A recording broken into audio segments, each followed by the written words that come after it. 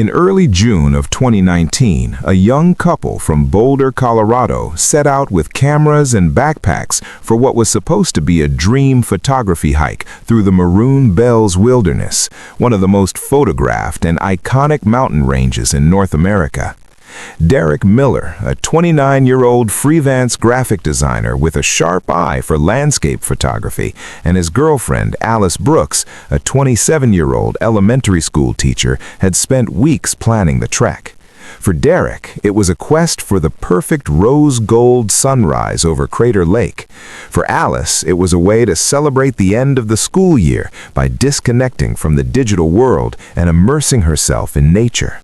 They packed professional-grade camera gear, enough supplies for a weekend, and left a detailed itinerary with Derek's parents, promising to be back in Boulder by Sunday evening, June 9th.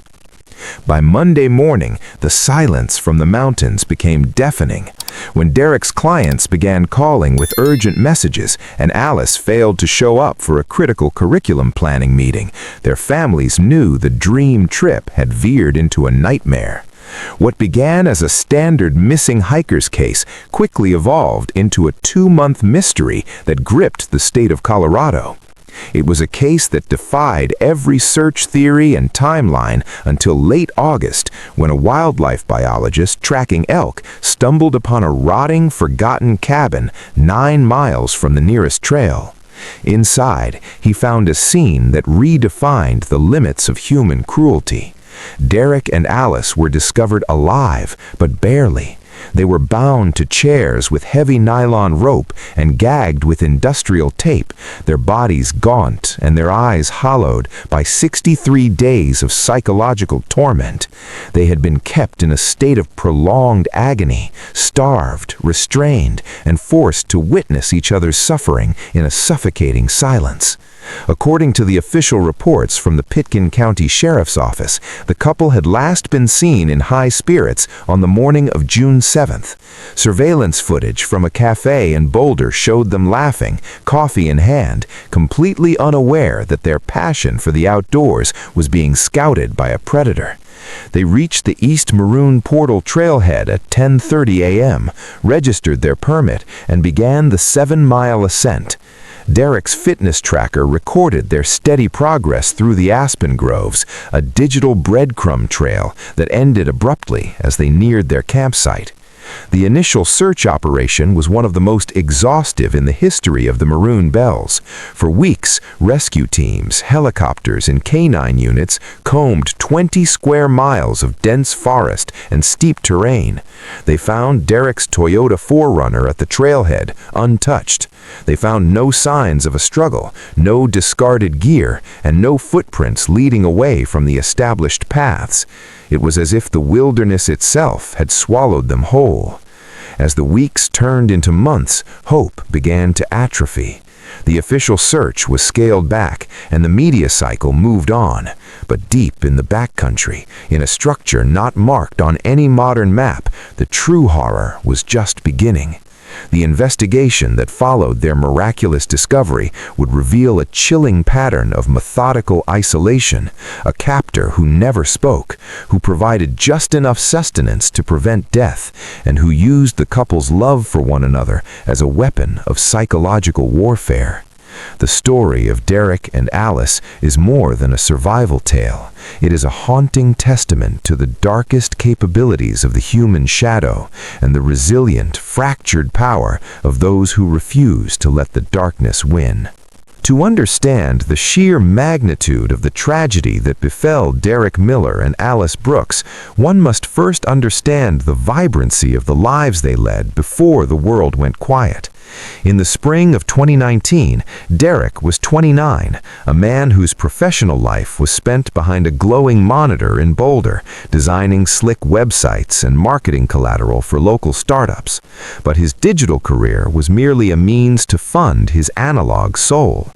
His true life's work was archived on a rotating collection of memory cards for his high-end Canon camera. Derek didn't just hike, he scouted. He chased the golden hour with a religious fervor, seeking that precise moment when the Colorado sun dipped low enough to ignite the sky in bruised purples and electric oranges.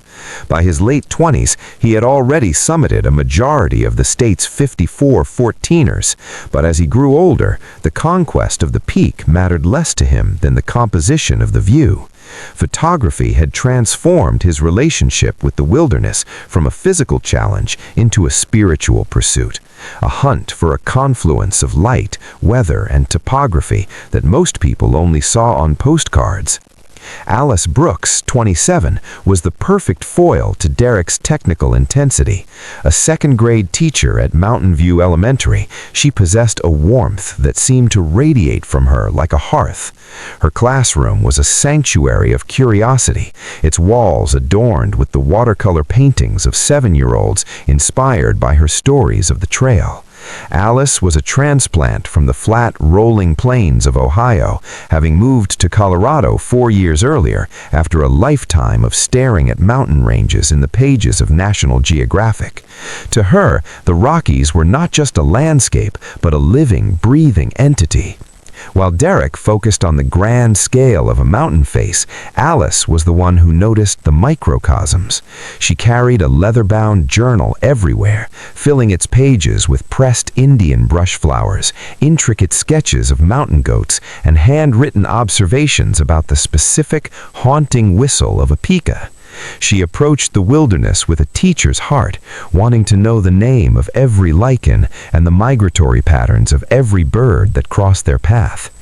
They had met 2 years prior at a mutual friend's backyard barbecue, and the connection had been as natural as the setting they both loved. Derek had been immediately struck by how Alice looked at the world. She noticed the small details he often overlooked while he was busy adjusting his tripod. She saw the way the wind rippled through the tall grass, or the specific shade of moss on the north side of a Douglas fir. Conversely, Alice found a deep sense of security in Derek's competence. He was a man who could read the shift in a cloud formation and know exactly when a summer storm was 30 minutes out. He could navigate a trailless ridgeline without a glance at a GPS, and he knew which hidden valleys held the most spectacular wildflower blooms. Their relationship had been forged in the high country, camping trips in the San Juans, chasing the autumn gold of the aspens in Crested Butte, and quiet winter mornings snowshoeing through the hushed, white cathedrals of Rocky Mountain National Park. By the time June 2019 rolled around, their lives were becoming inextricably intertwined. There were serious conversations about a joint lease in Boulder, a shared dog, and a sprawling, ambitious dream to spend a month trekking through the rugged granite spires of Patagonia. But before any of those milestones could be reached, Derek had one specific goal. He wanted to capture the Maroon Bells. The iconic peaks, two 14,000-foot pyramids of sedimentary rock striped with deep burgundy and iron gray, are arguably the most photographed mountains in North America. To Derek, the standard tourist shot from the edge of Maroon Lake was a cliché. He wanted something raw, something earned. He had spent weeks researching a lesser-trafficked route that approached the Bells from the east, a rugged trail that promised solitude and a perspective few visitors ever saw. "We're going to have it almost entirely to ourselves," he had told Alice in late May, his eyes bright with excitement as they spread a topographical map across their kitchen table. "If we camp at Crater Lake and hike to the saddle between the peaks before dawn, the light will hit the rock faces and turn the entire valley rose gold.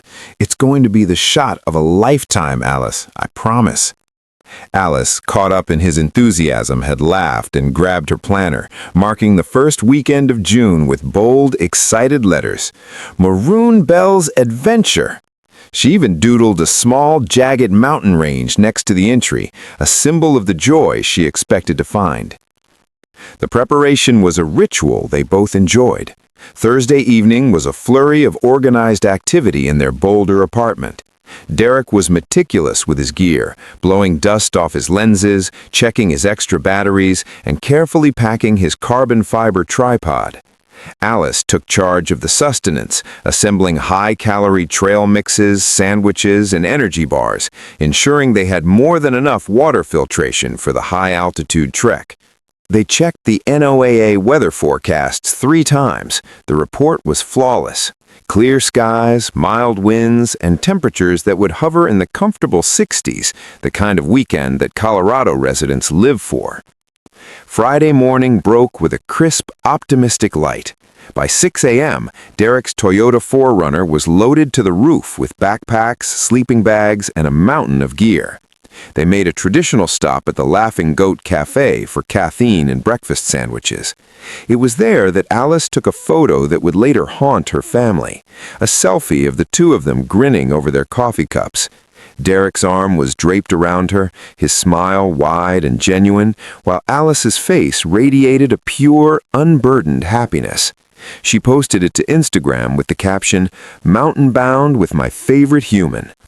It was a digital testament to a life that was about to be deleted. The 3-hour drive toward Aspen was a celebration.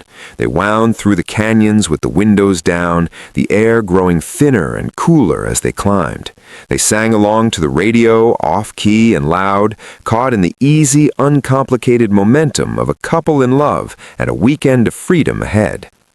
Alice spent much of the drive with her journal open, her charcoal pencil flying across the page as she captured the silhouettes of the peaks emerging on the horizon. When they finally pulled into the East Maroon Portal trailhead at 10:30 a.m., the small parking lot was nearly empty, just as Derek had hoped. They stepped out into the thin, sweet air, registered at the kiosk, and filed their wilderness permit, noting a planned return for Sunday evening. The hike began at 10:47 a.m. Derek's fitness tracker logged their first steps as they entered the shade of the aspen groves. The trail was a steady, punishing climb, gaining 2,400 feet over 7 miles, but they were seasoned hikers. The scent of pine sap and crushed wildflowers was intoxicating. Along the way, they encountered a few groups heading back to civilization, a family, an older couple, and exchanged the brief, friendly pleasantries of the trail. "Beautiful day for it," someone had said. "You've got the best views ahead of you." At 1 p.m., they paused for lunch by a rushing creek, the water a churning white from the spring snowmelt. Derek took the opportunity to experiment with long exposure shots of the water, while Alice sat on a sun-warmed boulder documenting the wildlife. She noted a pika scurrying through the scree and the distinct melodic call of a gray jay. "This is perfect," she whispered, leaning her head against Derek's shoulder as he checked his camera settings. "Exactly what we needed." He kissed her forehead, promising that the best was yet to come. Neither of them saw the figure standing 50 yards upslope, partially obscured by the thick trunk of a spruce tree. They didn't see the man who stood perfectly still, watching them with a cold, patient detachment, tracking the rhythm of their movements. They reached Crater Lake at 4:30 p.m. The water was a stunning, translucent turquoise, reflecting the towering pyramids of the Bells like a sheet of glass. They found a secluded spot on the northeast shore, set up their tent with the practiced efficiency of a team, and prepared a simple dinner as the alpenglow began to paint the peaks in shades of violet and coral. They talked about the early wake-up call, 4:30 a.m., to make the final push for the sunrise. Derek set 3 alarms on his phone, and Alice meticulously laid out her hiking clothes in the dark. As they crawled into their sleeping bags, the sky above them was a dense tapestry of stars, seemingly close enough to touch. "I love you," Alice whispered into the cool mountain air. "Love you too," Derek replied, pulling her close. They fell asleep in the silence of the wilderness, dreaming of the light they would see in the morning.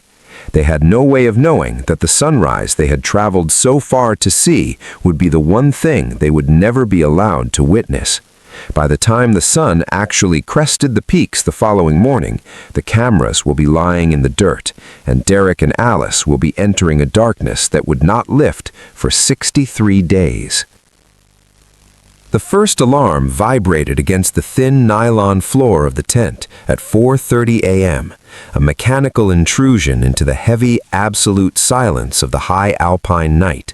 The air inside the tent was thick with the frosted mist of their own breath, and the temperature had plummeted to a bracing 38 degrees. Derek was the first to stir, his movements stiff and practiced, as he reached out to silence the phone before the second alarm could wake any neighboring campers, though they were miles from the nearest soul. Alice groaned softly, burying her face deeper into the hood of her mummy bag, the transition from the warmth of sleep to the reality of a mountain morning always being her greatest challenge. But the promise of the rose-gold light Derek had described acted as a pull stronger than the cold. Within 20 minutes, they were standing outside in the darkness, the world reduced to the narrow, bouncing cones of light provided by their headlamps. The stars were still brilliant, but the deep indigo of the sky was just beginning to fray at the eastern edges. They moved with a quiet, focused urgency. Derek checked his camera pack one last time, ensuring the tripod was strapped tight, while Alice double-checked their bear bag and secured the tent. They didn't need much for this final 2-mile push, just water, a few layers of wool and down, and the equipment that would capture the moment they had traveled so far to see. As they set off toward the saddle, the only sounds were the rhythmic crunch of their boots on the frost-dusted scree and the distant hollow roar of a seasonal waterfall. The trail narrowed here, hugging the contours of the basin as it climbed toward the jagged spine between the two peaks. By 5:15 a.m., the landscape began to reveal itself in ghostly shades of gray. The Maroon Bells loomed above them, massive and indifferent, their sedimentary layers looking like the pages of a giant stone book. It was in this transitional light, that fragile moment between night and morning, that they saw him. He appeared at a bend in the trail where the path was squeezed between a sheer rock face and a precipitous drop into the valley. At first, he was just a silhouette, a motionless vertical line against the horizontal sweep of the mountainside. Derek slowed his pace, his headlamp catching the glint of a reflective patch on the man's jacket. "Morning," Derek said, his voice sounding thin and strangely loud in the crisp air. It was the reflexive greeting of a hiker, a polite acknowledgement of shared space in the wilderness. The man didn't respond immediately. He was dressed in mismatched layers of olive and brown, gear that looked far more utilitarian and worn than the high-end technical apparel favored by the weekend warriors from Boulder or Aspen. He was leaning against a boulder, his posture relaxed, almost too relaxed for the hour and the altitude. He looked like someone who had been there for a long time, waiting for the world to wake up. "You're out early?" the man finally said. His voice was sandpaper, dry and devoid of the friendly cadence Derek expected. He didn't move from his position against the rock. "Trying to catch the light at the saddle," Derek replied, continuing to walk, but keeping his eyes on the stranger. Alice followed closely behind, her hand instinctively tightening on the strap of her pack. There was a shift in the atmosphere, a subtle curdling of the morning's peace. Alice's teacher-honed instincts, usually tuned to the emotional shifts of children, began to hum with a low-frequency alarm. The man didn't look like a photographer, and he didn't have the restless energy of a peak-bagger. He looked settled. He looked like he belonged to the dirt and the shadows in a way that felt predatory. "The light's better from the ridge," the man said, gesturing vaguely with a gloved hand toward a faint, unofficial goat path that veered off the main trail and disappeared into a dense stand of stunted Krumholtz trees. "About a quarter mile up. You can see both sides of the divide from there. Best view in the Bells." Derek hesitated. The perfect shot was his obsession, and the suggestion of a superior secret vantage point was a powerful lure. He looked at the main trail, which was still shrouded in shadow, and then toward the ridge where the first hint of pink was beginning to kiss the highest crags. "You sure? We were heading for the saddle." "Suit yourself," the man shrugged, pushing off the rock.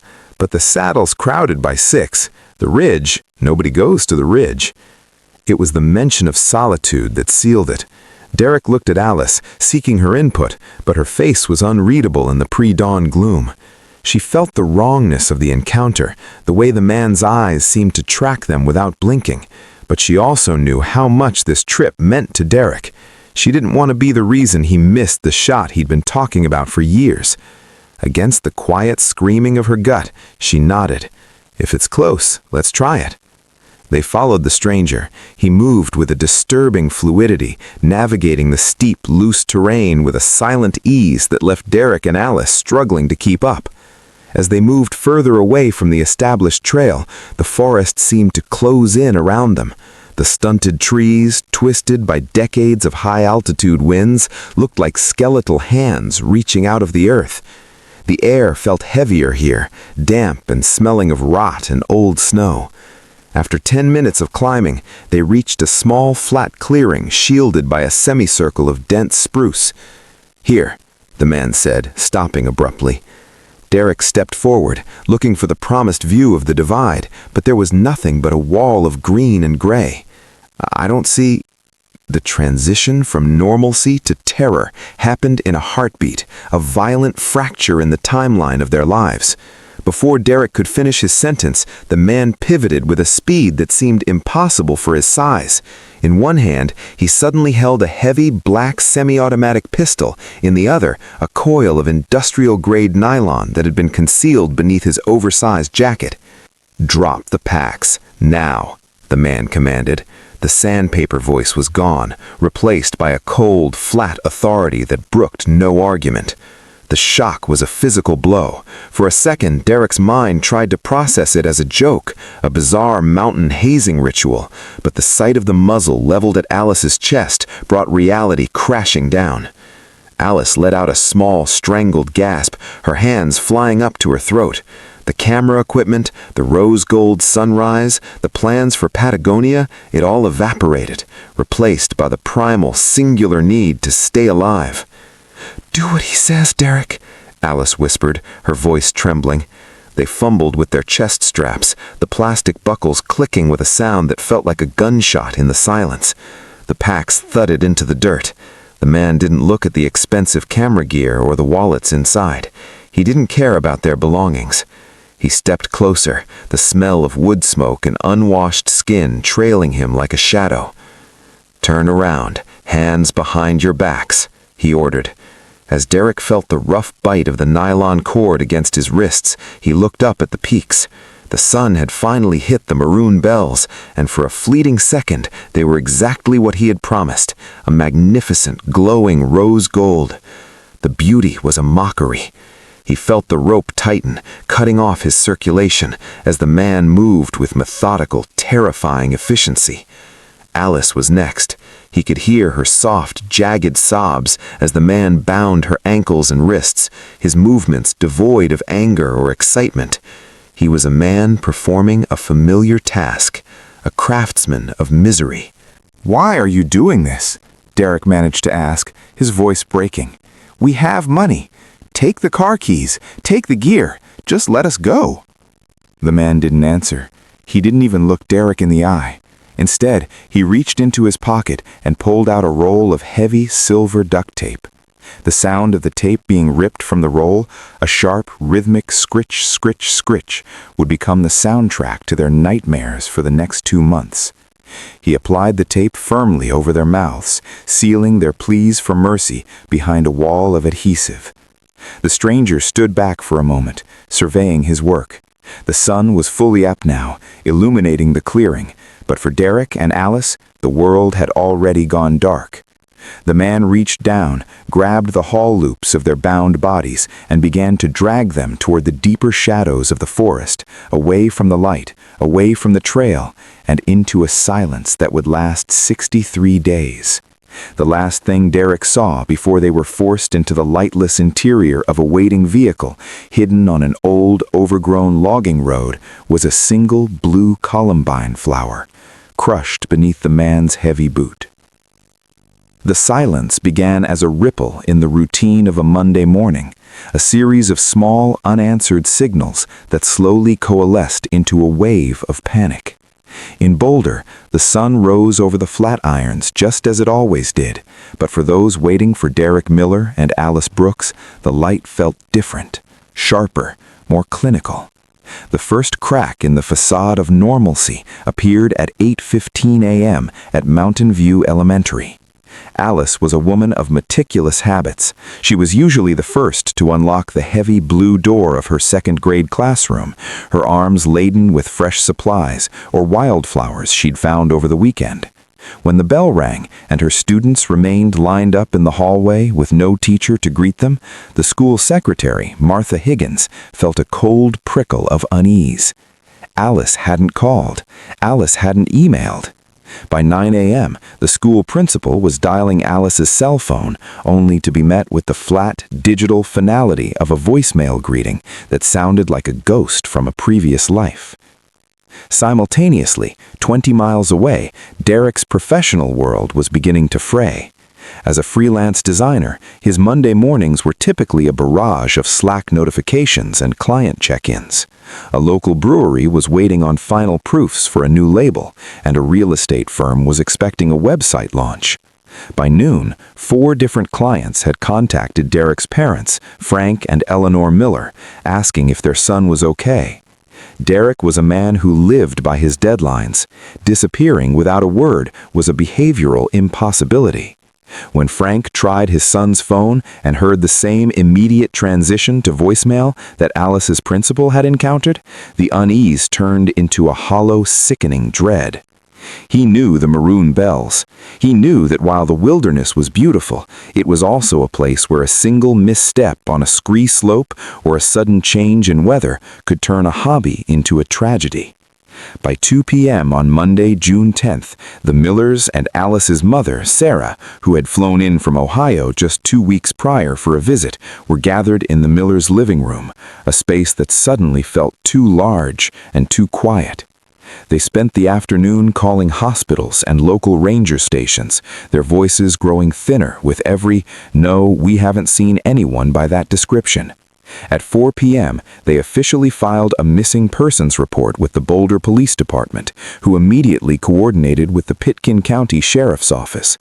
The machinery of a modern search and rescue operation began to groan into life, though at this stage, the authorities still held on to the hopeful theory of a overdue hiker, perhaps a sprained ankle, a navigation error, or a dead phone battery.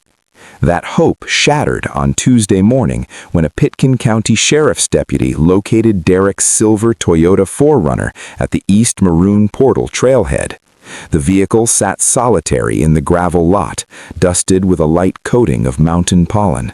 It was locked, undisturbed, and seemingly waiting for a return that was already 48 hours late. When the deputies peered through the glass, they saw a half-empty bag of trail mix and an extra pair of Alice's sunglasses sitting on the dashboard. The sight of those mundane, everyday objects, left behind as if their owners would be back in minutes, transformed the case from a disappearance into a crisis.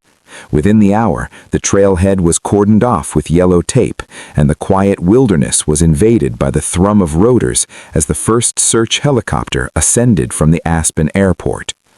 The initial scale of the search was staggering. The Maroon Bells Snowmass Wilderness covers over 181,000 acres of some of the most rugged terrain in North America. The search and rescue teams from Pitkin and Gunnison counties were deployed in waves, their orange flight suits a stark contrast against the deep greens of the spruce and fir. They were the best in the business, men and women who could track a broken twig on a granite slab, but the mountain seemed to be holding its breath. They focused their efforts on the East Maroon Trail, moving upward toward Crater Lake. They interviewed every hiker they encountered, showing grainy printouts of the selfie Alice had taken at the cafe. A few people remembered seeing them on Friday afternoon, smiling, vibrant, heading toward the lake, but after Friday evening, the trail went cold. As Wednesday bled into Thursday, the "Where are they?" headlines began to dominate the Denver news cycle. Sarah Brooks stood before a thicket of microphones at a press conference in Aspen, her hands trembling as she held up a photo of Alice. "Please," she whispered, her voice breaking across 1,000 television screens. "If you saw them, if you know anything, just help us bring them home." Beside her, Frank Miller stood like a statue, his eyes red-rimmed from lack of sleep.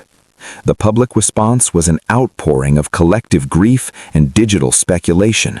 On Facebook and Reddit, web sleuths began dissecting Derek's photography maps and Alice's social media posts, spinning theories that ranged from the plausible to the paranoid.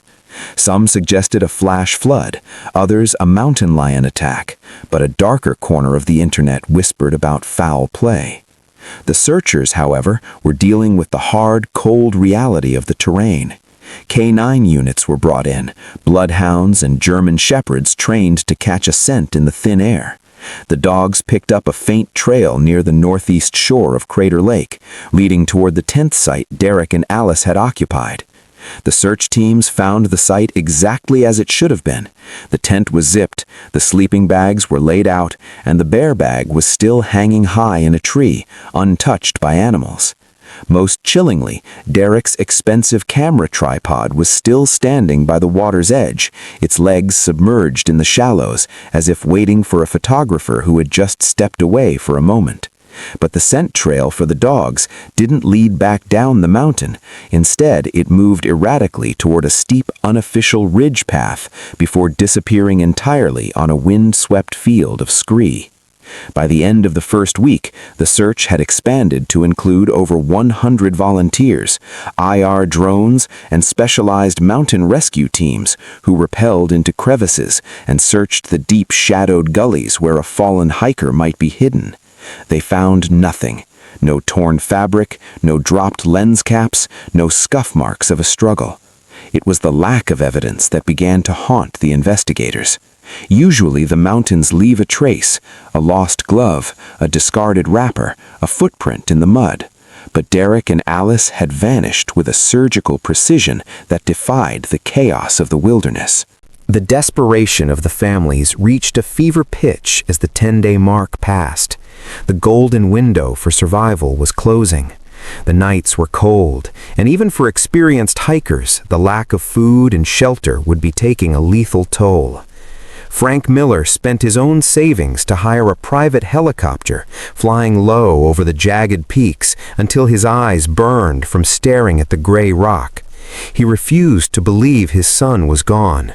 "He's a survivor," Frank told a reporter from the Denver Post, his voice hard with a desperate kind of certainty. "He's out there. He's just waiting for us to find him." But as the calendar turned toward the end of June, the massive search operation began to hit the wall of diminishing returns. The leads were drying up. The thousands of tips called into the hotline were mostly sightings that turned out to be other young couples in different parts of the state. The media, once relentless, began to shift its focus to newer tragedies. The yellow tape at the trailhead was taken down, and the helicopters returned to their hangars. The official narrative was shifting from a rescue to a recovery, even though there was no body to recover. Behind the closed doors of the sheriff's office, the word abduction was being whispered for the first time, but it was dismissed as a statistical impossibility in such a remote area. People didn't just get kidnapped from the middle of the Maroon Bells. Except that they had. While the world looked for bodies in the ravines and broken bones at the base of cliffs, Derek and Alice were existing in a reality that no search grid could capture.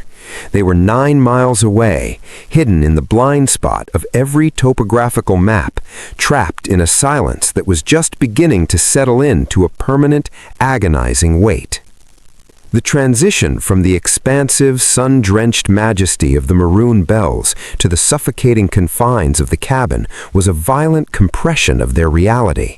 The structure itself was a relic of a forgotten era, a single-room hunter's shack built of rotting lodgepole pine and mud chinking, tucked into a topographical dead zone where the drainage ran toward a nameless creek.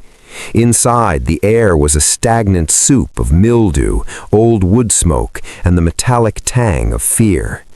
The windows had been boarded over with heavy plywood from the interior, and then reinforced with rusted sheets of corrugated tin, ensuring that not a single sliver of the Colorado sky could penetrate the room.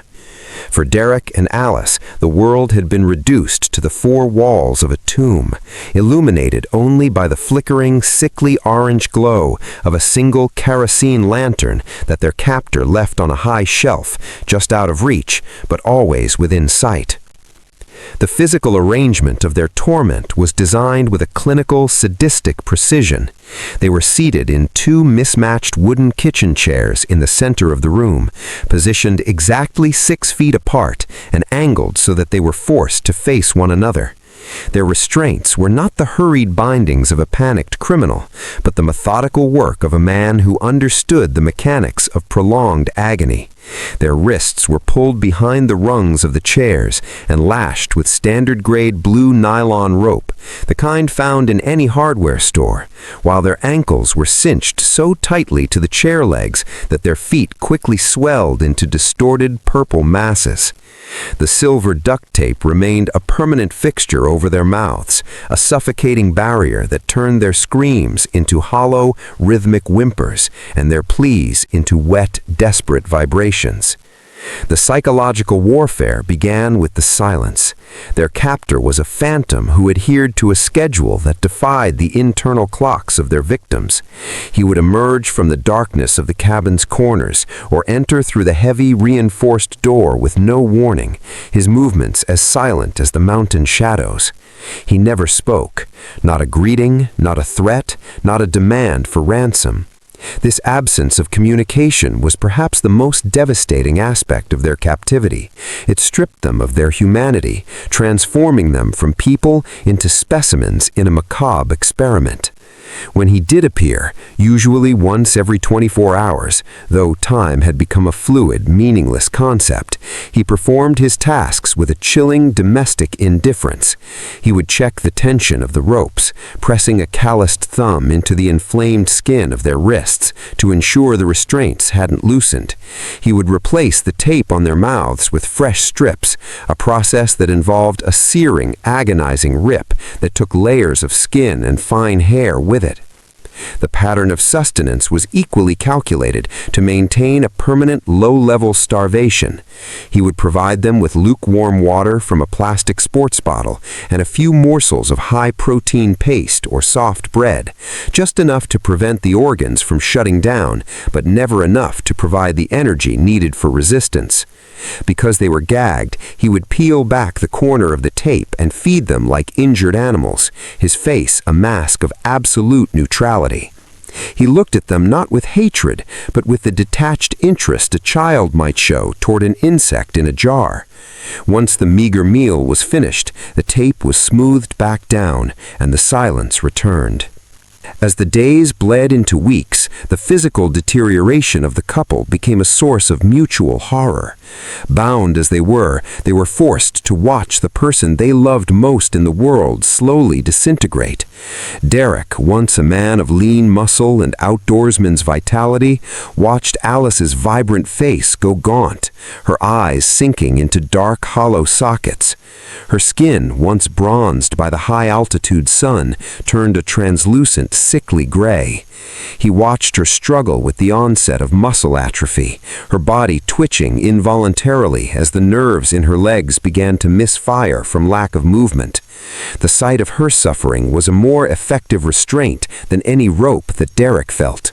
Every time she wept, quiet, shaking sobs that racked her thin frame, Derek felt a phantom pain that was far more acute than the deep, infected grooves the nylon was carving into his own flesh. Alice, in turn, had to witness the breaking of Derek's spirit. She saw the light of the scouter fade from his eyes, replaced by a glazed, thousand-yard stare. She watched him fight against the shame of their predicament, the indignity of their physical needs being handled by a man who treated them like livestock. They had been a couple who prided themselves on their agency, their ability to navigate the wildest parts of the world, and now they were reduced to a state of total infantile dependence on a monster. The weaponization of their love was the captor's greatest success. By keeping them alive and facing one another, he turned their connection into a conduit for shared trauma. Every time Derek tried to signal hope with a look, he saw only the reflection of his own despair in Alice's eyes. The cabin itself became a sensory nightmare. The smell of their own unwashed bodies, the bucket in the corner that served as a makeshift toilet, and the relentless low-level hum of insects in the rotting wood created an environment of sensory deprivation and overload. During the long stretches when the captor was gone, the only sound was the wind howling through the eaves and the occasional scratching movement of rodents beneath the floorboards. In these hours, their minds became their own enemies. Derek would find himself obsessively mentally cataloging the gear he had left by the lake, wondering if anyone had found his tripod, or if the rose-gold light he had promised Alice was still hitting the peaks every morning.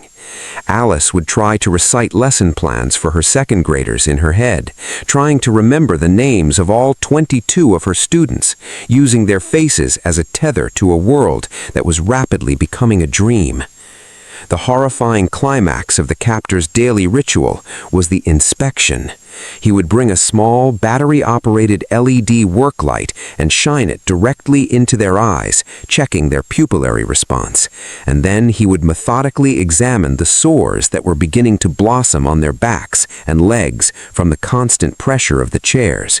He would apply a cheap, stinging antiseptic to the wounds, not out of mercy, but out of a desire to preserve his collection. To him, they were not guests or even prisoners. They were a long-term investment in cruelty. He was a curator of their decline, and he intended for the exhibition to last. By the end of the first month, the psychological fracturing was nearly complete. The hope of rescue, which had burned so brightly during the first week, had flickered down to a tiny, dying ember. They had heard the distant, muffled thrum of helicopters during the height of the search, a sound that had brought a frantic, chest-bursting surge of adrenaline. But as the days passed and the sound of the rotors grew less frequent before vanishing altogether, a new, more terrifying reality set in. The world had stopped looking. They were still alive, still breathing, still bound to those God-forsaken chairs, but for all intents and purposes, Derek Miller and Alice Brooks had ceased to exist. They were ghosts inhabiting a wooden box in a forest that no longer knew their names. The silence of the cabin was no longer just an absence of sound. It was a heavy, physical presence that whispered the same thing every hour of every day. No one is coming. You are already gone. The calendar of the outside world had ceased to exist for the two figures in the center of the cabin, replaced by a grueling circular timeline of shadows and pain. By mid-July, the summer heat had begun to bake the high country, and the interior of the lodgepole shack became an oven. The air, already thick with the scent of pine rot and human waste, grew heavy and humid, sticking to their skin like a second layer of filth. In the world they had left behind, the 4th of July had passed with fireworks over Boulder and picnics in North Park. But for Derek and Alice, the passage of time was marked only by the shifting temperature of the tin walls and the varying intensity of the thirst that clawed at their throats. The long weeks had begun, that middle period of a nightmare where the initial shock has worn off, leaving only the cold, hard realization that survival is not a reprieve, but a different kind of sentence. The suspension of the official search effort had occurred somewhere during their third week in the dark, though they felt the absence of the helicopters before they could have known the news. The distant, rhythmic thrumming that had once offered a lifeline of hope had faded, replaced by the indifferent chatter of squirrels on the roof and the occasional mocking call of a mountain jay. This silence was the most potent weapon in their captor's arsenal. When the sounds of the rescue teams vanished, hope didn't die all at once. It began to rot, turning into a form of agony that was more difficult to bear than the physical restraints. Every morning that Derek woke up to the sight of Alice's slumped, shivering form was a fresh betrayal by the universe. He had spent his life believing that logic, preparation, and strength were the currencies of the wilderness. But here, in the blind spot of the Maroon Bells, those things were worthless. He was a man of action reduced to a stationary observer of his own dissolution. Sanity, they found, was not something you kept, it was something you had to actively reconstruct every hour. To prevent their minds from collapsing into the void, they developed a silent, ocular language. Because the silver tape remained a constant, suffocating presence over their mouths, their eyes became the only windows through which they could still touch one another. Derek would hold Alice's gaze for hours, trying to project a strength he no longer felt. He would blink slowly, once for "I'm here," twice for "I love you," 3 times for "hold on." It was a fragile, flickering connection, a bridge of light built over a chasm of despair. Sometimes Alice would look back at him with such profound sorrow that he had to look away, her hollowed eyes reflecting the same question that was burning in his own mind. How much longer can a human heart beat when it has nothing to beat for? Alice's struggle for sanity took the form of a mental classroom. In the stifling heat of the afternoons, she would close her eyes and pretend she was back at Mountain View Elementary. She would mentally walk through the alphabet, assigning a student's name and a favorite book to every letter. A is for Arthur, who loved Where the Wild Things Are. B is for Bella, who always wore mismatched socks. She would recite multiplication tables in time with the dripping of snowmelt from the eaves, using the rigid structure of mathematics to bar the door against the hallucinations that were beginning to dance at the edges of her vision. But even these defenses were failing. The hunger had become a dull, constant ache that made her lightheaded, and the lack of protein was causing her hair to fall out in small, dry clumps. She could feel her body consuming itself, her muscles softening, and her bones beginning to protrude like the jagged rocks of the peaks they had come to photograph. The physical deterioration reached a critical stage in the 5th week. The ropes had moved beyond merely bruising the skin. They had created deep, ulcerated tracks around her wrists and ankles. Because they were never untied, the lack of circulation led to a terrifying numbness that would occasionally flare into the screaming electrics, an infilling sensation so intense it felt like their veins were filled with molten lead. Derek's left hand had gone largely cold, the fingers curling into a useless claw that he could no longer feel. He watched with a detached clinical horror as the skin around the bindings turned a dark necrotic green. He knew what gangrene looked like, and he knew that even if they were found now, the price of their freedom would likely be pieces of themselves. Their captor's visits remained a study in terrifying consistency. He had become a background radiation in their lives, a force of nature as predictable and indifferent as the mountain weather. He began to introduce new, subtle cruelties. Sometimes he would bring a radio and play local news stations, forcing them to listen to weather reports for the trails they should have been hiking, or community announcements for the city they used to live in. Once he played a snippet of a news report mentioning the suspended search for the missing Boulder couple. He didn't smile. He simply sat on a small stool in the corner, eating a sandwich as the reporter's voice declared them presumed dead, before clicking the radio off and retreating back into the shadows. This was the pinnacle of his psychological warfare, the confirmation that they were officially ghosts, that the world had mourned them and moved on.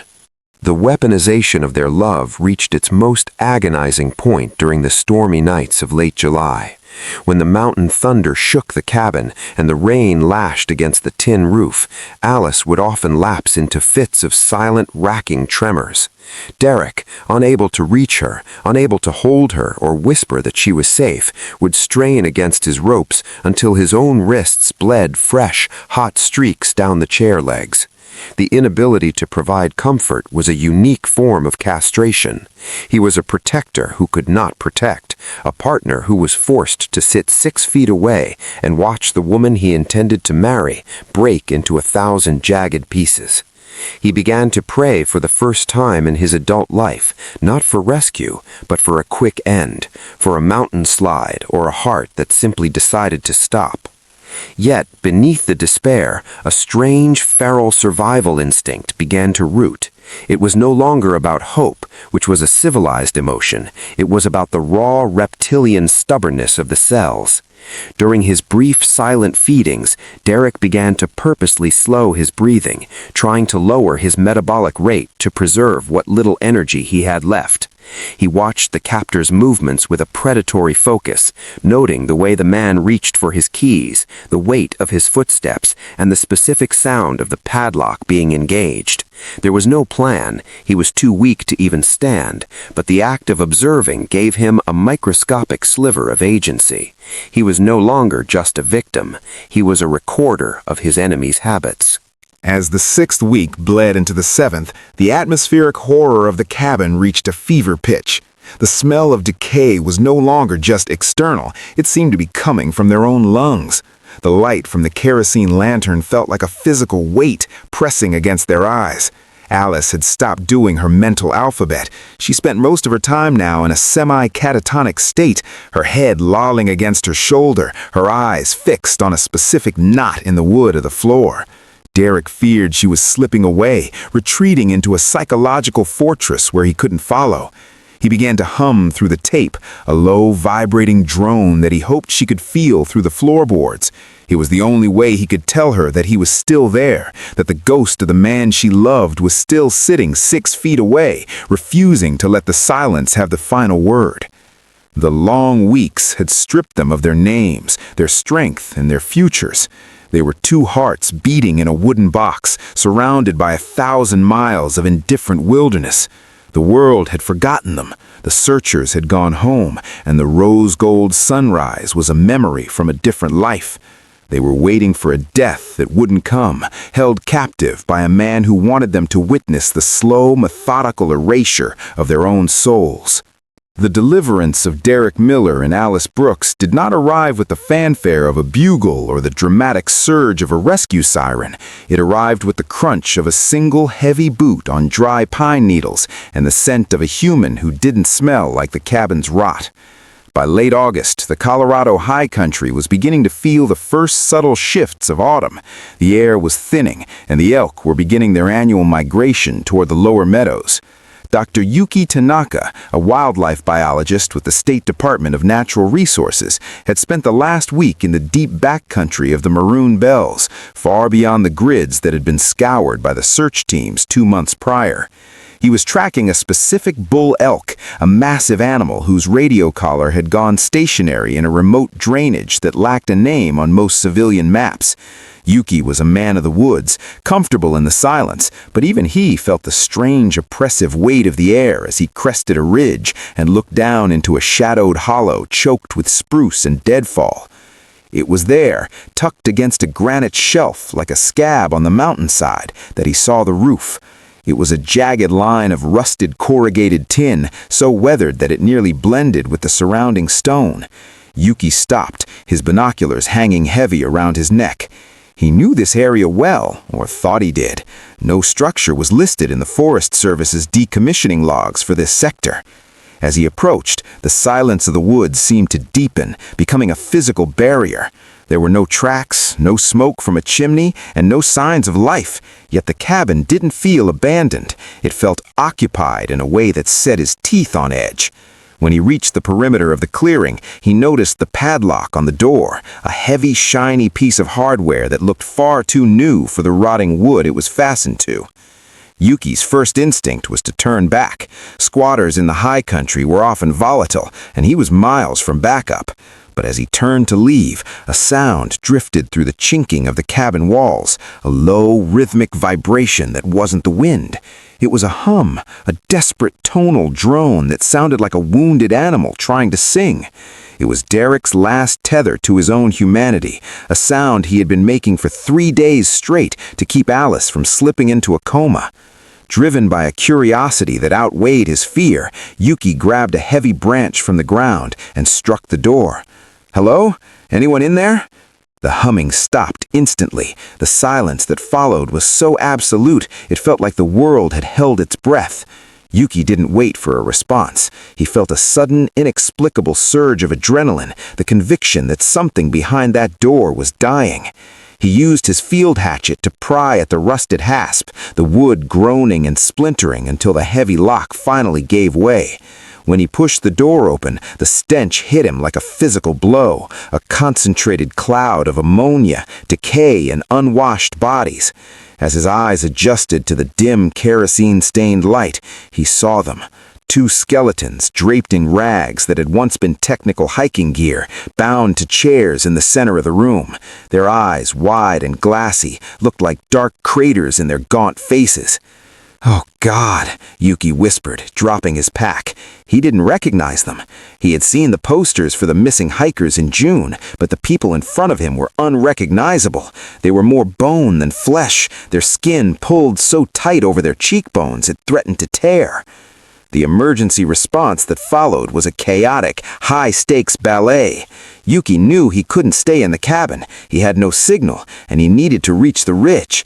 He looked at the two figures, their mouths sealed with silver tape, their hands a necrotic purple. He didn't dare remove the tape yet, fearing they might choke or go into shock. He simply touched Derek's shoulder, a touch that made Derek flinch with a violent, involuntary spasm, and whispered, "I'm getting help. I'm coming back. Stay with me." Yuki ran. He covered the 2 miles back to the ridge in record time, his lungs burning in the thin air, and when he finally saw the bars of signal on his satellite phone, his voice shook as he dialed the emergency dispatch. "I found them, the hikers from June. They're alive, but they're fading. I need a life flight, now." The sound of the first helicopter, a Reach air ambulance from Grand Junction, was the most beautiful noise Derek had ever heard. It wasn't the distant mocking thrum of the search phase, it was a roar that shook the very foundation of the cabin. Within 40 minutes, the clearing was invaded by a team of flight paramedics who dropped from the hovering bird like angels in flight suits. When they entered the shack, the lead medic, a veteran named Chris, stopped in his tracks. He had seen trauma, car wrecks, climbing falls, gunshot wounds, but he had never seen the evidence of 63 days of methodical torture. The medical crisis was immediate and terrifying. As the paramedics began to cut the ropes, they had to move with agonizing slowness. They were worried about reperfusion syndrome, the sudden rush of toxins back into the bloodstream from limbs that had been deprived of proper circulation for weeks. Derek's left hand was cold and unresponsive, a dead weight that he looked at with a strange, detached curiosity. Alice was in even worse condition. Her blood pressure was bottoming out, and her heart was skipping beats, struggling to pump what little blood she had left through a body that had essentially begun to digest its own organs. "We need to intubate her if she crashes," Chris shouted over the roar of the rotors. They carefully peeled the tape from their mouths, a process that left their lips bleeding and raw. For the first time in 2 months, Derek tried to speak. His throat was a desert, his vocal cords rusted from disuse. He looked at Alice, who was being loaded onto a backboard, her head lolling and her eyes rolling back into her head. "Alice," he croaked, the words sounding like a death rattle. "She's with us, Derek. We've got her," a medic said, though his eyes betrayed his uncertainty. The extraction was a feat of mountain aviation. Because of the dense tree cover and the steep terrain, they had to hoist the litters one by one into the hovering helicopter. Derek went first, watching through the open door as the cabin, that wooden box of shadows, shrank into the distance. It looked so small from above, a tiny, insignificant speck in a vast wilderness. It seemed impossible that so much pain could be contained in such a small space. As they flew toward Mercy Regional Medical Center in Durango, the flight nurse worked frantically, hanging bags of saline and glucose, monitoring the jagged, irregular lines of their heart monitors. In the hospital, the reality of their survival became a national sensation, but for Derek and Alice, the world was still a blur of white lights and the smell of antiseptic. They were placed in the intensive care unit in separate rooms for the first 12 hours, a separation that caused Derek to thrash against his hospital bed until he was sedated.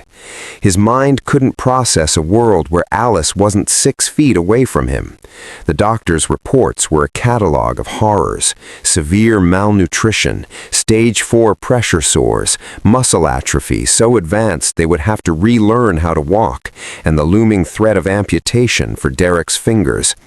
They were suffering from a profound electrolyte imbalance that threatened to stop their hearts at any moment. But as the first night in the hospital passed, the miracle of their survival began to take hold. They were alive against every statistical probability, against the elements, and against the calculated cruelty of a man who had tried to erase them. As the sun rose over Durango on their first morning of freedom, Derek woke up to the sound of a heart monitor, the steady rhythmic beep that told him he was still here. The rose-gold sunrise was happening somewhere out there, beyond the hospital windows, and for the first time in 63 days, he wasn't watching it through a gap in the boarded-up windows of a tomb. He was back. But as he looked at his bandaged hands, he knew that while the cabin was behind them, the silence they had lived through was something they would be carrying for the rest of their lives. While the medical teams at Mercy Regional fought to stabilize the fragile remains of Derek Miller and Alice Brooks, a different kind of precision was taking hold in the remote drainage where they had been found. The silence of the Maroon Bells was shattered not by a survivor's cry, but by the sterile, methodical arrival of the Colorado Bureau of Investigation. The cabin, once a hidden tomb, was now a high-priority crime scene, cordoned off with miles of yellow polyethylene tape that fluttered like a warning flag against the dark spruce trees. A forensic team, led by Special Agent Marcus Thorne, arrived via a heavy-lift transport helicopter, their white Tyvek suits making them look like lunar explorers against the rugged primeval backdrop of the mountain. They were there to reconstruct a nightmare through the tiny, discarded fragments of a life lived in a box. The interior of the cabin was a sensory assault. Even with industrial-grade respirators, the investigators could feel the weight of the misery that had saturated the wood. Agent Thorne stood in the center of the room, exactly where the 2 kitchen chairs had been bolted to the floorboards. He didn't move for 10 minutes, simply absorbing the geometry of the room. The boards on the windows, the reinforcement of the tin, the placement of the single kerosene lantern, it all spoke of a perpetrator who was patient, disciplined, and terrifyingly organized. This wasn't a crime of passion or a spontaneous abduction. This was an engineered environment. The chairs were positioned to maximize psychological distress, ensuring that the victims were the primary witnesses to each other's decay. Thorne noted the deep grooves in the floor where Derek had strained against his restraints, and the dark, brownish-black stains on the wood that spoke of 63 days of untreated wounds. The forensic team moved with a slow, agonizing thoroughness. They used high-intensity forensic lights to sweep every inch of the floor, looking for trace evidence, the microscopic breadcrumbs that criminals inevitably leave behind. They found it in the dust and the rot. Under the floorboards, near the corner where the captor had sat, they discovered several generic brand water bottles and the wrappers of high-protein bars. These were bagged and tagged with the hope that a stray fingerprint or a microscopic skin cell had been trapped against the adhesive. They meticulously vacuumed the area around the chairs, capturing hair, fibers, and skin cells that would later be run through the CODIS database in Denver. One of the most chilling discoveries was found in a small recessed niche in the wall, hidden behind a loose plank. It was a digital voice recorder. When Thorne carefully activated it with a gloved finger, the room was filled not with the sound of a voice, but with the sound of the victims themselves, the rhythmic, muffled humming Derek had used to keep Alice awake, and the sharp, jagged gasps of their breathing. The perpetrator hadn't just watched them, he'd recorded their suffering, likely playing it back to himself in the silence of his own home. This detail shifted the profile of the suspect from a mere kidnapper to a sophisticated sadist, someone who derived long-term sustenance from the echoes of his cruelty. Outside the cabin, the investigation fanned out into the wilderness. Search teams performed a grid sweep of the surrounding 5 acres, looking for the vehicle access point. They found it half a mile away, an old logging road that had been decommissioned in the 1970s and was now almost entirely reclaimed by the forest. It was a road that didn't exist on modern digital maps, but someone with local knowledge or access to historical geological surveys would have known it could still support a high-clearance 4x4. There, in a patch of soft, shaded mud that had been protected from the summer sun, they found a partial tire impression. It wasn't much, but the tread pattern was distinctive, a heavy-duty off-road tire, typically used on work trucks or utility vehicles. As the physical evidence was airlifted out, the paper trail investigation began in the Pitkin County Sheriff's Office. Investigators started by pulling every historical record of the cabin. It had originally been built in the 1940s by a local mining family, but it had fallen through the cracks of the Forest Service's bureaucracy. For decades, it had been a ghost structure. Thorne and his team began cross-referencing everyone who had ever worked for the Department of Natural Resources, the Forest Service, or local land surveying companies over the last 20 years. They were looking for a man with the skills to navigate the backcountry, the knowledge of hidden structures, and a psychological profile of extreme isolation. The breakthrough didn't come from a DNA match, not at first. It came from a receipt.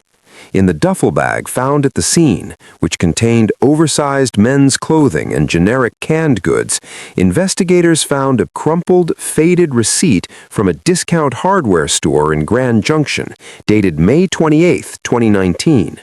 It was for 2 rolls of silver duct tape and 50 feet of blue nylon rope. The purchase had been made in cash, but the store's surveillance system, though grainy, had captured a white male in his late 50s wearing a weathered trucker hat and a distinctive canvas work jacket with a Colorado Parks and Wildlife patch on the shoulder. Thorne felt the first real surge of momentum. They had a face, even if it was a blurred one. They began digging into the employment records of former Parks and Wildlife contractors. One name kept surfacing in the periphery of the Maroon Bells region, Silas Thorne, no relation to the lead agent. Silas was a former seasonal ranger who had been fired in 2012 following a series of concerning behavioral incidents involving the harassment of female hikers. He was a man who lived on the margins of society, a survivalist who owned a small, dilapidated ranch on the outskirts of Silt, Colorado. When the investigators ran Silas's vehicle registration, they found he owned a 2004 white Ford F-150. The tires on that truck were a perfect match for the impressions found on the logging road. But Silas was a ghost. He had no social media, no recent bank activity, and his neighbors hadn't seen him in weeks. The investigation turned into a high-stakes manhunt. They knew that if Silas realized the cabin had been discovered, he would likely vanish into the vast, interconnected wilderness of the Continental Divide, where he could survive for years without being seen. Back at the lab in Denver, the DNA results finally arrived from the water bottles found in the cabin. The profile was a match for a sample taken during Silas's 2012 termination hearing, which had required a mandatory swab after he'd made threats against his supervisor. The evidence was now undeniable. They had the DNA, the tire tracks, the hardware store footage, and the historical link to the cabin. Agent Thorne sat in the dark of his office, looking at the photos of Derek and Alice in their hospital beds, tubes snaking out of their bodies, eyes filled with a hollow terror, and then at the photo of Silas Thorne. The hunter had become the hunted. The methodical police work had stripped away the anonymity of the monster. They had followed the breadcrumbs of rope, tape, and tire rubber until they were standing at the door of the man who had stolen 63 days of light from 2 people who just wanted to see a sunrise. The trap was being set, and the quiet of the Colorado mountains was about to be broken once more, this time by the sound of justice closing in.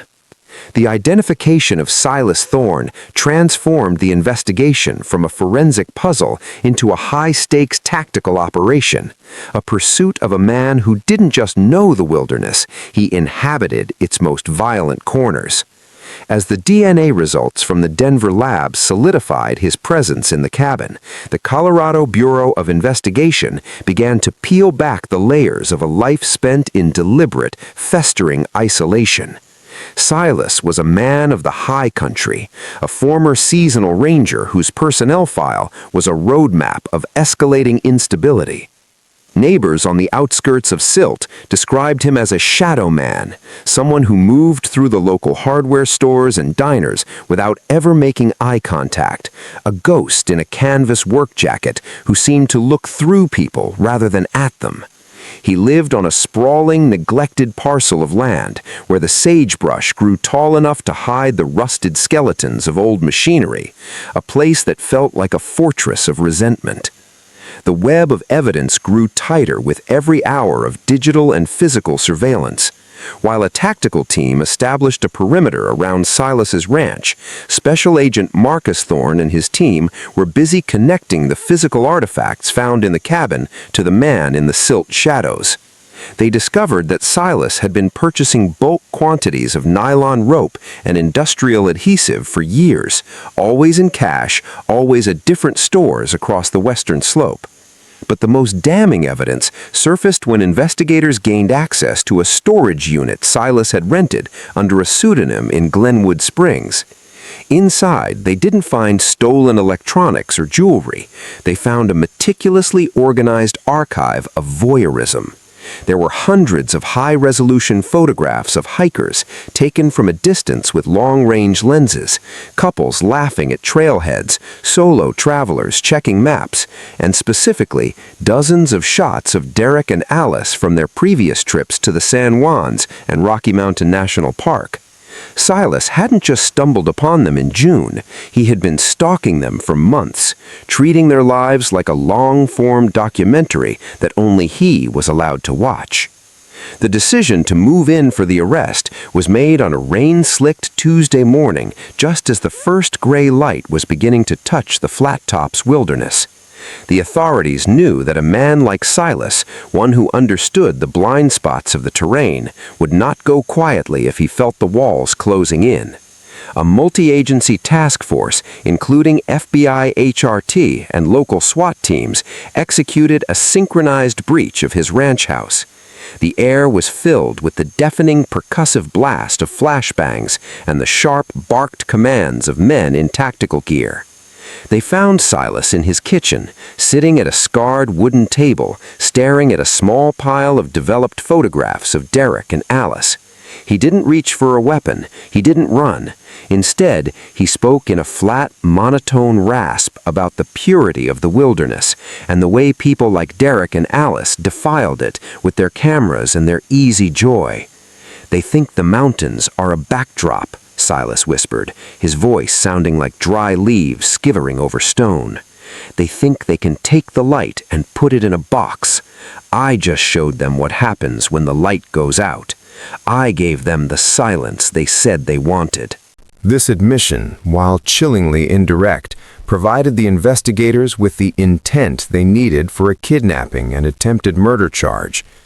As Silas spoke, he displayed no remorse, no empathy for the catastrophic physical and psychological damage he had inflicted. To him, Derek and Alice were not human beings. They were symbols of a modern world he detested, and his torture of them was a perverse form of artistic expression. Outside the interrogation room, the web was being completed. Forensic analysts had found a set of bolt cutters in the back of Silas's Ford F-150 that perfectly matched the tool marks on the padlock at the cabin. Even more significant, a search of his home computer revealed a hidden partition containing the audio recordings of the couple's captivity, files labeled by date and time, a digital library of their suffering. The mounting evidence was overwhelming. They had the DNA from the water bottles, the tire impressions from the logging road, the hardware store surveillance footage, the stalking photographs, and finally, the recordings of the victims themselves. The legal team for the state of Colorado began preparing a case that would be airtight, a prosecution designed to ensure that Silas Thorne would never see the sun rise from anything other than a prison yard. But as the arrest was processed and the news broke to the public, the victory felt hollow to the investigators. They had the monster in a cage, but the damage he had done was irreversible. In the hospital, Derek and Alice were informed of the arrest. The news didn't bring the immediate sense of relief the nurses had hoped for. Instead, it brought a fresh wave of tremors. The knowledge that the man who had watched them for 63 days now had a name and a face made the horror more tangible, more permanent. He was no longer a phantom of the woods. He was a man who lived just a few towns away, someone who had meticulously planned their destruction. The web of evidence had caught Silas, but it also served as a map of just how long and how deeply they had been watched. The arrest was the end of the manhunt, but for Derek and Alice, it was merely the beginning of a different kind of trial, one where they would be forced to stand in a courtroom and face the man who had tried to turn them into ghosts. The final piece of evidence that sealed Silas's fate was found in the pocket of his canvas jacket during the booking process. It was a small, dried blue columbine flower, pressed flat and preserved.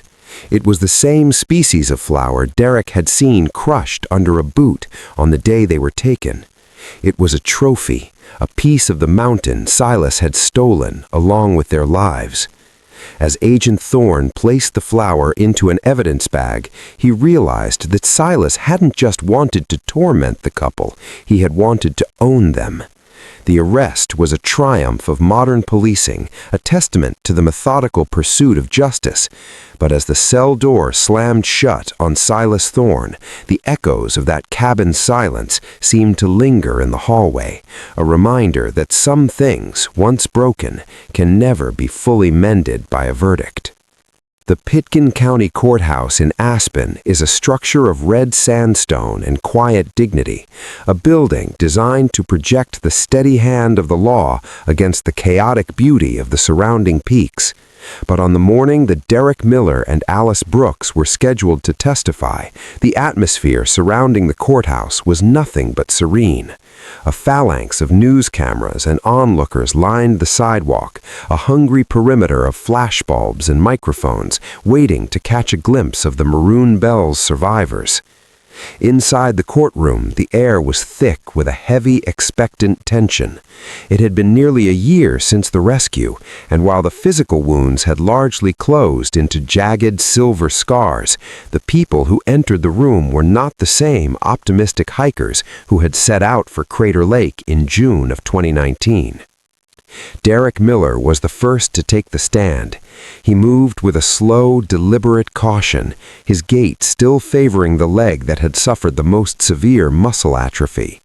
His left hand, though spared from amputation, remained partially curled and stiff, a permanent claw of scar tissue and nerve damage that he kept partially tucked into the pocket of his suit. As he sat in the witness box, he refused to look at the defense table where Silas Thorne sat. Silas looked diminished in the sterile light of the courtroom, stripped of his mountain gear and his shadow-born power, yet he maintained the same terrifying blank expression that had haunted Derek's dreams for months. When the prosecutor asked Derek to recount the morning of June 8th, the courtroom fell into a silence so profound that the scratching of the court reporter's keys sounded like a series of small explosions. Derek's voice, once strong and vibrant, was now a quiet rasp, the legacy of weeks spent behind industrial tape.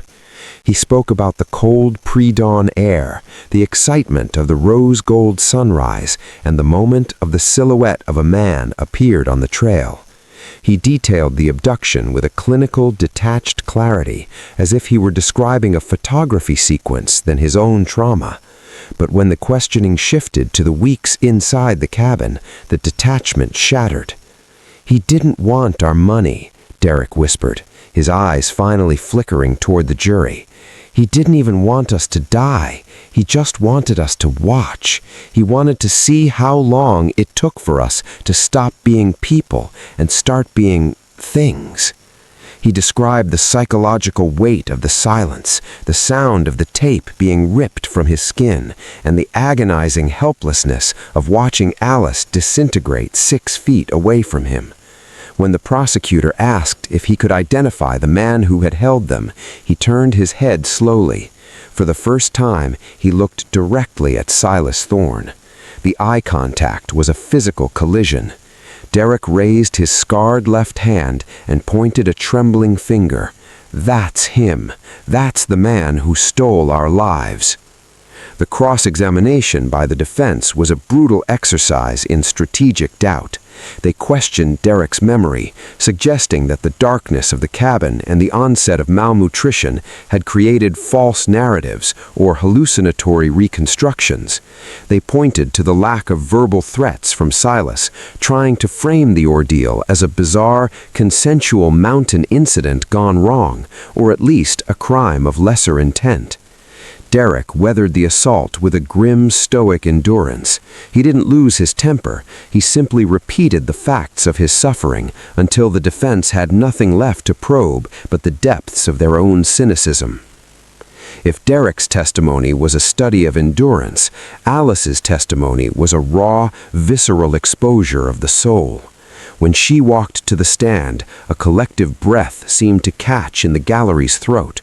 She was thinner than she had been, her once bright eyes now shadowed by a permanent, hyper-vigilant overview. She didn't have Derek's stoicism. As she began to speak, her voice shook with a frequency that vibrated through the microphones. She spoke not of the logistics of the kidnapping, but of the internal erosion. She described the mental classroom she had built to stay sane, the way she had tried to remember the names of her second-grade students while the man in the shadows watched her starve.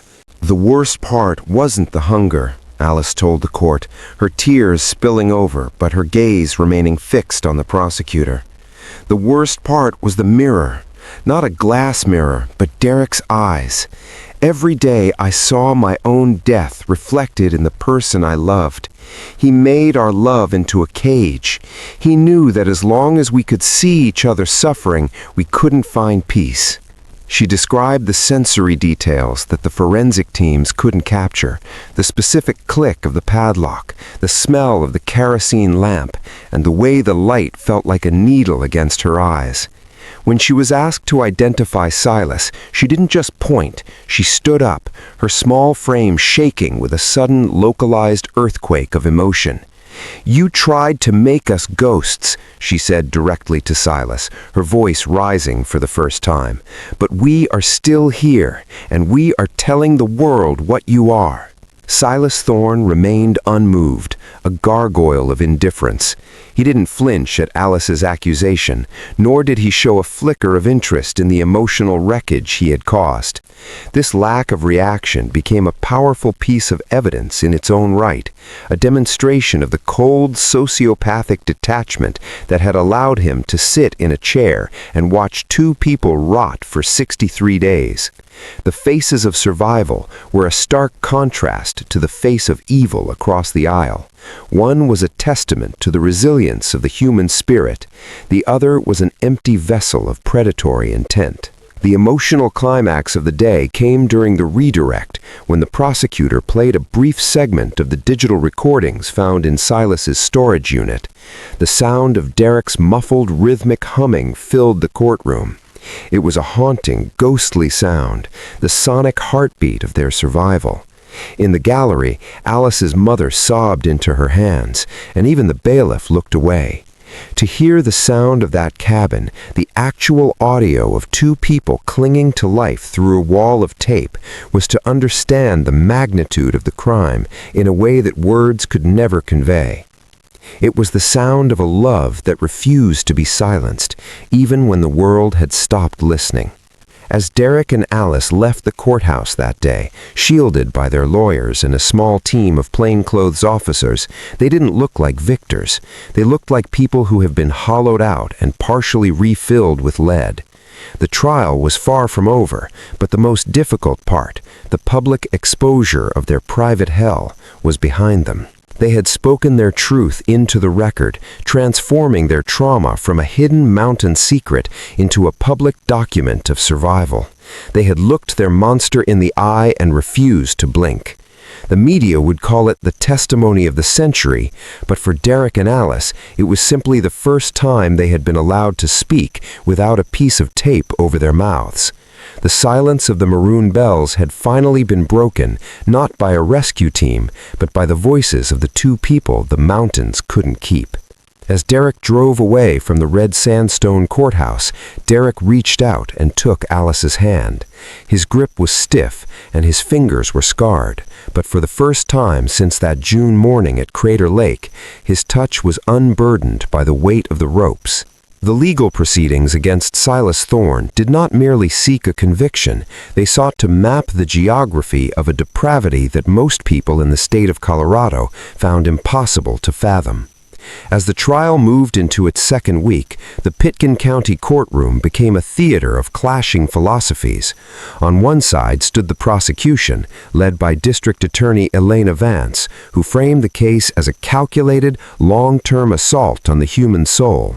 On the other was the Public Defense's Office, which attempted a high-wire act of legal technicalities, arguing that while Silas's actions were undeniably eccentric and harmful, the prosecution had failed to prove a specific intent to kill.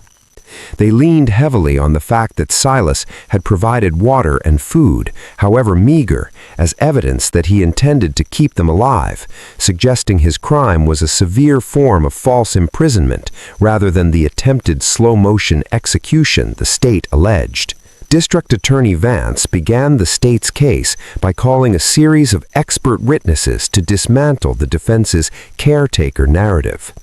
A forensic psychiatrist took the stand, testifying for hours about the specific nature of Silas's sadism. The sustenance provided was not an act of mercy. It was a biological necessity for the perpetrator's gratification. To Silas Thorne, Derek Miller and Alice Brooks were not guests. They were an exhibit. You do not feed a bird in a cage because you love the bird. You feed it so it continues to sing for you. In this case, the singing was the sound of their slow physical and psychological collapse. This testimony was bolstered by the introduction of the digital recordings found in Silas's storage unit. The sound of Derek's muffled, rhythmic humming filled the courtroom. It was a haunting, ghostly sound, the sonic heartbeat of their survival. In the gallery, Alice's mother sobbed into her hands, and even the bailiff looked away.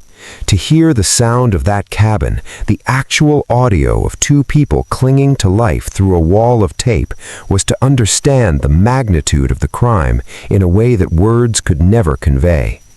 It was the sound of a love that refused to be silenced, even when the world had stopped listening. The defense countered by calling their own experts, attempting to paint Silas as a victim of wilderness-induced psychosis and a fractured upbringing in the isolated rural pockets of the western slope. They argued that Silas lived in a state of diminished capacity, unable to fully grasp the moral weight of his actions. They tried to present the cabin as a sanctuary Silas had created to protect the couple from a world he viewed as toxic. It was a desperate, transparent strategy, but it was designed to create just enough reasonable doubt to avoid the maximum sentencing. They highlighted the lack of physical sexual assault, a rare omission in such cases, as proof that Silas's motives were not predatory in the traditional sense, but rather a misguided, albeit extreme, attempt at social isolation. However, the prosecution had an ace that the defense could not mitigate: the testimony of the wildlife biologist, Dr. Yuki Tanaka. When Yuki took the stand, he didn't speak of legal theories or psychiatric profiles. He spoke of the smell. He described the concentrated essence of death that hit him when he opened the cabin door. He spoke of the look in Derek's eyes, a look that he said would haunt him until his own dying day. It wasn't the look of a man who had been falsely imprisoned, Yuki told the jury, his voice tight with emotion. It was the look of a man who had been hunted, caught, and was currently being eaten alive by the silence. They weren't being kept, they were being erased.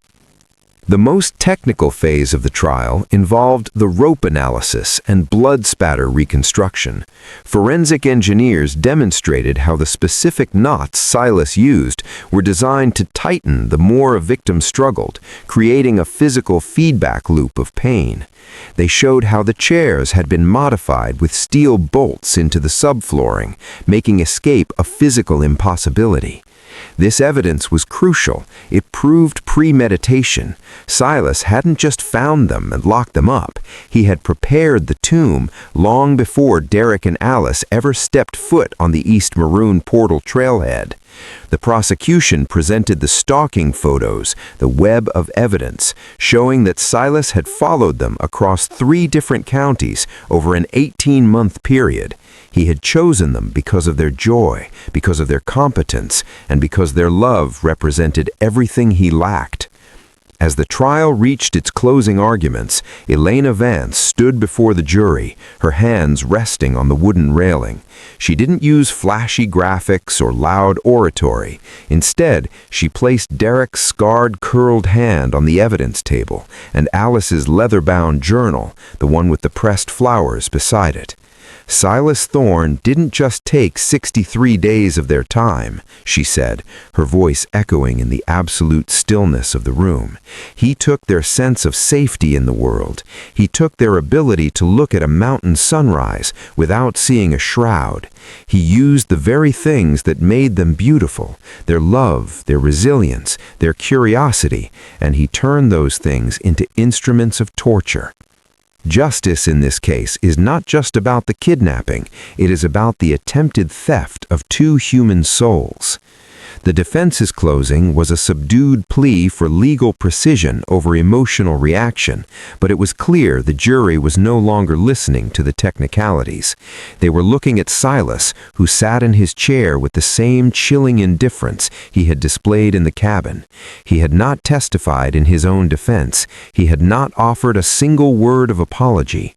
Even as the jury filed out to deliberate, he remained a gargoyle of stone, seemingly bored by the process of his own judgment. The deliberation lasted only 4 hours, a remarkably short time for a trial of such complexity. When the buzzer rang, signaling a verdict, a wave of electricity surged through the courthouse. Derek and Alice sat in the front row, their hands tightly interlocked, their knuckles white. The courtroom was packed to capacity. Even the hallway was filled with people waiting for the final word. Silas was brought in, his expression unchanged. On the charge of kidnapping in first degree, we find the defendant, Silas Thorne, guilty. On the charge of attempted first-degree murder, we find the defendant, Silas Thorne, guilty. On the charge of assault with a deadly weapon and false imprisonment, we find the defendant, Silas Thorne, guilty. The word guilty rang out 16 times, covering every count in the indictment. In the gallery, Alice's mother let out a sob of relief, but Alice herself remained motionless, her eyes fixed on the back of Silas's head.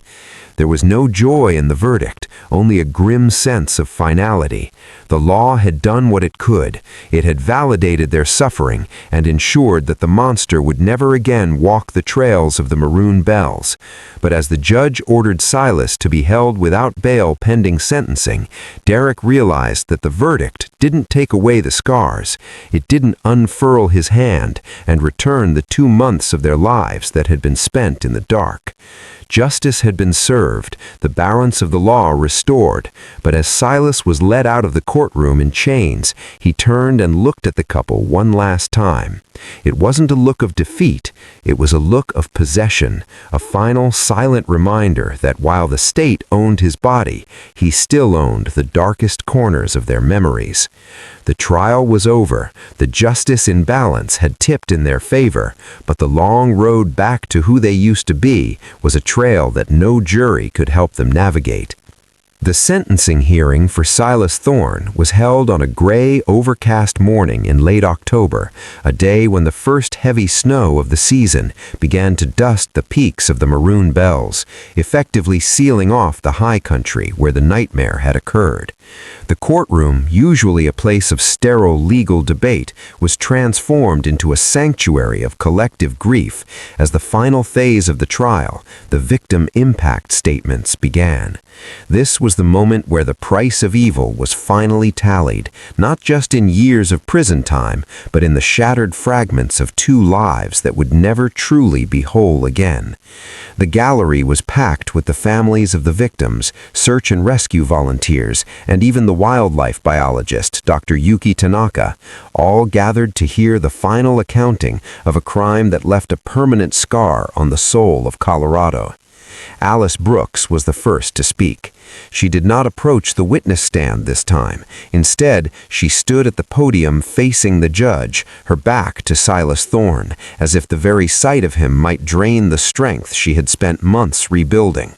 Her voice, though still thin, carried a newfound weight of hard-earned authority. She spoke not of the cabin, but of the aftermath, the quiet, insidious ways the trauma had colonized her everyday life. She spoke of the startled response that made her jump at the sound of a closing door, the recurring night terrors that left her bedsheets soaked in sweat, and the crushing weight of a hypervigilance that made every stranger on a sidewalk look like a predator. Silas Thorne's price of evil isn't just the 63 days I spent in that chair, she told the court, her voice echoing in the absolute stillness of the room. He took the person I used to be, the girl who loved the mountains, the teacher who saw the world as a place of wonder, is gone. He didn't just kidnap me, he murdered the version of me that was capable of trust. As Alice spoke, the emotional toll on the room was visible. Her mother wept openly, and even the seasoned court officers looked away, unable to meet the hollow intensity of her gaze. Alice described the loss of her career, the heartbreaking realization that she could no longer stand in a classroom full of children because the noise and the confined space triggered a claustrophobic panic that she couldn't control. She spoke of the physical debt Silas had incurred, the permanent nerve damage in her legs, the chronic pain from her pressure sores, and the terrifying, sudden bouts of dissociation where she would find herself back in the cabin, smelling the kerosene and feeling the bite of the nylon rope. Justice is a word the law uses to feel better about itself, she concluded. But for me, there is no justice that returns my sense of safety. There is only a cage that is finally being locked on the other side. Derek Miller's statement was shorter, but it carried a jagged, masculine grief that felt like a physical weight. He held up his left hand, the fingers still stiff and partially curled in a permanent silent scream of scar tissue. He spoke of the death of his passion. A man who had lived for the hunt of the perfect light, Derek had not picked up his Canon camera since the day of his rescue. The very act of looking through a viewfinder, of framing a scene, felt like an echo of Silas Thorne's stalking. "I spent my life chasing the sunrise," Derek said, his voice a low, gravelly rasp. "Now the sun is just a reminder of the time I lost. Every morning I wake up and my first instinct is to check if my wrists are free. Every meal I eat feels like a betrayal of the person I was when I was starving. Silas Thorne didn't just take my freedom, he took my future." He spoke of the fracture in his relationship with Alice, the tragic reality that the person who understood his pain most was also the person whose presence most vividly reminded him of the horror. They were two survivors who were being pulled apart by the gravity of their shared trauma. The prosecution then presented the final bill of the crime, the cost of the massive search operation, the medical expenses that had climbed into the hundreds of thousands of dollars, and the permanent disability of the victims. But the most powerful testimony came from Agent Marcus Thorne, who presented a final psychological assessment of the perpetrator. He described Silas not as a broken man, but as a malignant observer, a man who felt no remorse because he believed he had successfully completed a masterpiece of human suffering. Even as the judge prepared to deliver the sentence, Silas remained a void of emotion, his eyes fixed on the far wall as if he were already miles away in another hidden corner of the wilderness. The judge, a man known for his measured temperament, did not hide his revulsion as he delivered the final sentencing. He spoke of the singular cruelty of the case, the way Silas had weaponized the victims' love for one another. You used the most noble aspects of the human experience, devotion, resilience, and hope, as tools of torment, the judge said, his voice sharp with a controlled fury. The law provides a maximum penalty for a reason, and if ever a case demanded the full weight of that penalty, it is this one. The sentence was a hammer blow, 2 consecutive life terms without the possibility of parole, plus an additional 120 years for the counts of assault and kidnapping. It was a death by natural causes sentence, designed to ensure that Silas Thorne would never again draw breath outside of a maximum security cell. As the bailiffs stepped forward to lead Silas away, the clinking of his chains was the only sound in the courtroom. For a moment he stopped and looked at Derek and Alice. It was a cold, lingering gaze, a final attempt to exert the dominance he had held in the cabin. But Derek didn't look away this time. He stood tall, his scarred hand resting on Alice's shoulder, a silent declaration that while they were broken, they were still standing. Silas was led out, the heavy steel door thudding shut behind him, marking the official end of his reign of terror. The immediate aftermath of the sentencing was not a celebration, but a somber, exhausted dispersal. The price of evil had been paid in full by the law, but the aftermath was just beginning. In the weeks that followed, the media circus finally began to move on, leaving Derek and Alice in the quiet, terrifying vacuum of their new lives. They returned to Boulder, but the city they had loved felt like a foreign country.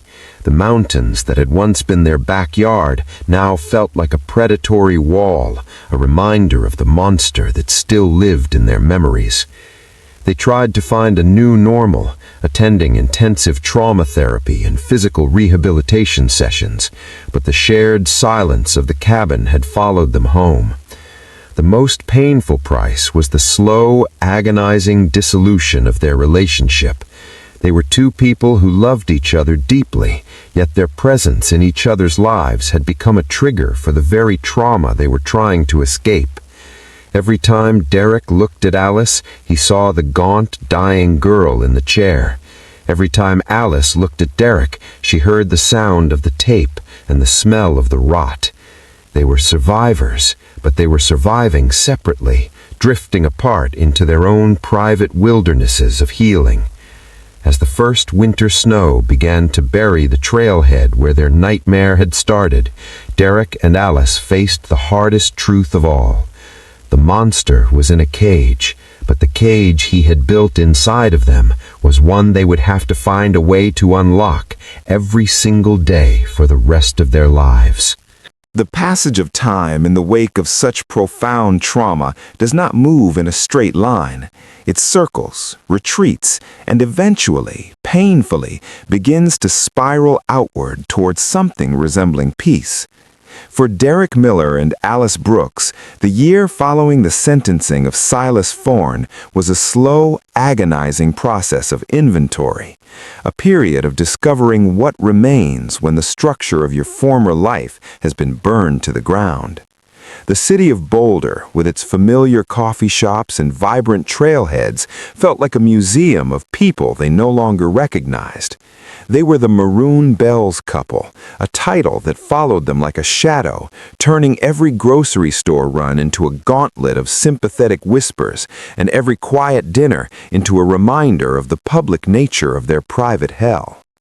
The most heartbreaking casualty of their survival was the very thing that had kept them alive in the cabin, their relationship.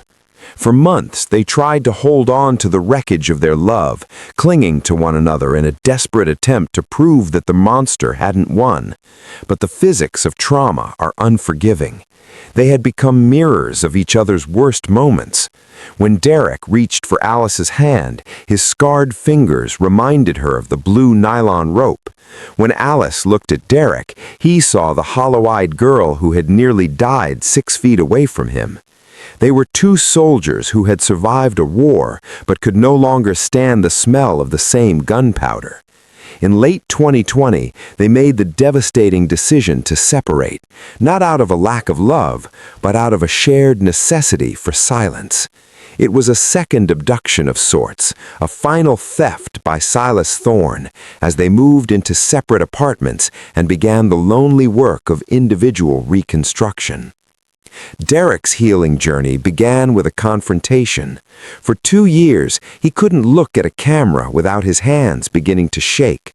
The professional-grade lenses and tripod sat in a closet, gathering dust, symbols of a passion that felt like a trap. But slowly, the scouter inside him began to stir.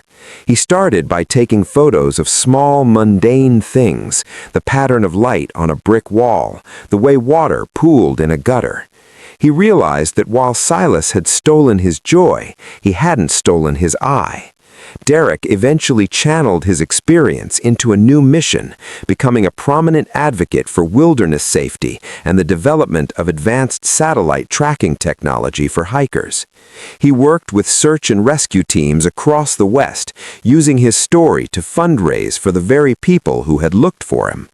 He became a man who moved through the mountains not as a photographer chasing light, but as a guardian of those who followed in his footsteps. He still hiked, but now he carried a satellite beacon and a newfound healthy respect for the shadows. Alice's transformation was perhaps even more profound. She never returned to the second-grade classroom. The noise of a school hallway remained a trigger she couldn't overcome. Instead, she went back to school herself, earning a master's degree in clinical psychology with a focus on complex trauma. She became a therapist specializing in recovery for victims of violent crimes and long-term captivity. Her office in Boulder became a sanctuary for those who felt unseen by the world. She didn't just offer clinical advice, she offered the profound, quiet empathy of someone who had sat in the chair. Alice learned that her voice, once silenced by industrial tape, was her most powerful tool. She spoke at national conferences about the weaponization of connection in abduction cases, helping law enforcement and medical professionals understand the unique psychological architecture of prolonged captivity. She became a beacon for survivors, proving that while you can never go back to who you were, you can become someone entirely new, someone forged in fire and tempered by resilience. The community impact of their story lingered long after the headlines faded. The Maroon Bells case led to a massive overhaul in how the Forest Service documented abandoned structures and how missing persons cases were handled in the first 48 hours. The nameless drainage where the cabin stood was eventually renamed Tanaka's Draw in honor of the man who found them, and the cabin itself was razed to the ground by a specialized team, its timber burned to ash so that no trace of Silas's masterpiece remained. Yet, despite the justice served and the lives rebuilt, the case left a lingering chill in the Colorado high country. It raised lasting, uncomfortable questions about the nature of human evil, about how a man could live among us, fill his truck with gas and buy groceries while harboring a darkness that defied logic. It served as a reminder that the wilderness is not just a place of beauty, but a place where the human shadow can hide in plain sight. Years later, in the summer of 2024, Derek and Alice met for coffee at the same cafe where they had taken their last selfie. It was the first time they had seen each other in nearly 18 months. They didn't talk about the cabin. They didn't talk about Silas Thorne. Instead, they talked about their work, their families, and the strange, quiet beauty of a life reclaimed. Derek's hand was still stiff, and Alice still checked the exits of the room every few minutes, but they were no longer ghosts. They were two people who had walked through the valley of the shadow of death and decided to keep walking. As they said their goodbyes on the sidewalk, the afternoon sun was hitting the flatirons, turning the rock faces a familiar, glowing rose gold. For the first time in 5 years, Derek pulled a small camera from his bag and looked through the viewfinder. He didn't take the shot. He simply looked at the light, appreciated its warmth, and then put the camera away. He didn't need to capture it anymore. He was simply content to be standing in it. The long road back had led them to a place where the light was no longer a mocking reminder of what they had lost, but a quiet celebration of what remained. They had survived the silence. They had survived the darkness. And they had finally, against all odds, survived themselves.